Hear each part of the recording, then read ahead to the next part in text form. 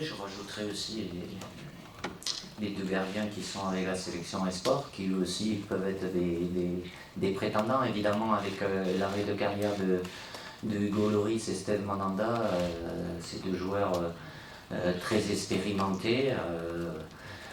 Quand je fais un choix, c'est pour l'un et au détriment de l'autre. Évidemment que Alban mériterait aussi.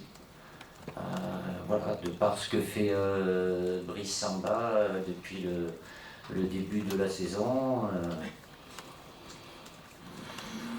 C'est intéressant de le voir avec nous, mais on parle de gardiens qui sont performants avec leur club, mais qui n'ont pas d'expérience internationale à travers l'équipe de France. C'est la position aujourd'hui. Dans 2 mois, elle pourra évoluer aussi. Les critères restent exclusivement, essentiellement, je ne peux pas dire exclusivement, c'est pas le bon mot, essentiellement sportifs, bien évidemment, de par les performances. Après, évidemment, c'est pas le même âge, c'est pas les mêmes parcours, mais de par ce qu'ils sont capables de réaliser dans leur club.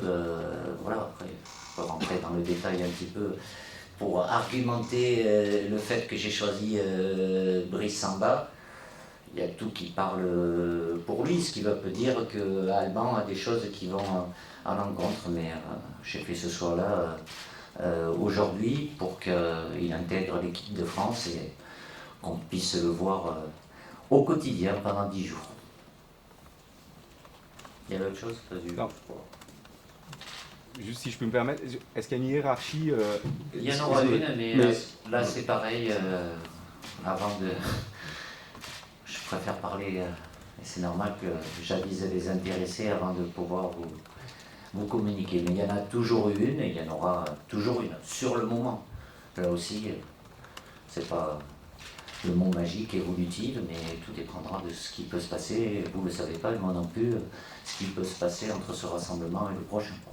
Je ne peux pas dire que c'est plus difficile, c'est plus facile, parce que vous pouvez avoir 2 frères qui sont, certes ils sont frères, ils ont un lien de sang, ils ont le même papa, la même maman, mais voilà, ça peut être 2 caractères totalement différents. Tout dépend après, puisqu'on parle de Lucas et Théo Hernandez, avec la particularité qu'ils étaient en concurrence au même poste. Bon, là, c'est pas le cas entre Kefren et Marcus. Moi, je reste dans une logique sportive aussi.